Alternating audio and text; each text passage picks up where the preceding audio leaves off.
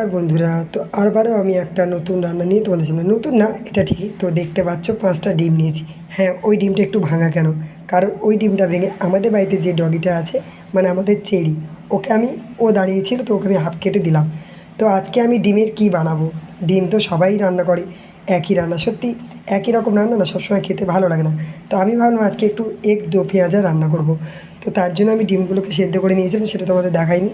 তো ডিম আলু সেদ্ধ করে নিলাম, নিয়ে ডিমটাকে ভেজে তুলে নিলাম। তারপর আমি আলুগুলো ভেজে তুলে নিলাম। তো একই রকম রান্না না সবসময় ভালো লাগে না, একটু অন্যরকম করলে বেশ ভালো লাগে।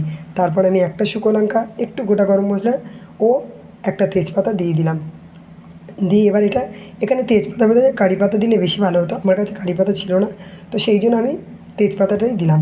তো পেঁয়াজটা আমি হালকা বাদামি করে ভেজে নেব। পেঁয়াজগুলো ছোট্ট ছোট্ট গোটা গোটা বেশ ভালো লাগে, এক দোয়া পেঁয়াজে বানানোর জন্য এই পেঁয়াজটা একদম মাস্ট। ঠিক আছে, তো তারপর আমি পেঁয়াজগুলো বাদামি ভাজা হয়ে এদিকে আমি মশলাটা রেডি করে নিয়েছিলাম। তো দেখতে পাচ্ছি অল্প একটু পেঁয়াজ, একটু টমেটো ও অল্প একটু আদা রসুন আমি পেস্ট করে নিয়েছি দুটো শুকনো লঙ্কা দিয়ে।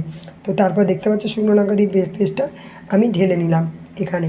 নাড়ার পরে দেখো আমার মানে মশলাটা বেশ গ্রেভি টাইপের হয়ে গেছে। তো তারপর আমি এখানে অল্প একটু জল দিয়েছিলাম, তারপরে একটু চিনি দিলাম, চিনিটা কালারের জন্য, তোমরা দিতে পারো নাও দিতে পারো, তো স্বাদও আনে, তারপরে কালারের জন্য। তারপরে এখানে গোটা কটা গরম মানে টমেটোও কুচি দিয়েছিলাম, কাঁচা লঙ্কাও দুটো দিলাম। দিয়ে আমি সিমে আঁচ করে এটাকে ফ্রাই করলাম। তারপর অল্প একটু টক দই দিলাম, আমি আমার পরিমাণ মতো দিয়েছি, তোমাদের যতটা রান্না ততটা, আমরা 5টা ডিম, তো সেই পরিমাণ মতো একটু টক দই দিলাম। দিয়ে এবার ভালো করে এটা নেড়ে, গ্রেভিটা ভালো হয়ে এসছে, এবার আমি ডিম আলুগুলো দিয়ে দিলাম। ডিম আলু দেওয়ার পরে এগুলো ভালো করে নেড়ে এবার আমি অল্প একটু জল দিয়ে দেবো। দেওয়ার পরে দেখো কত সুন্দর কালারটা এসছে না, বেশ সুন্দর লাগলো।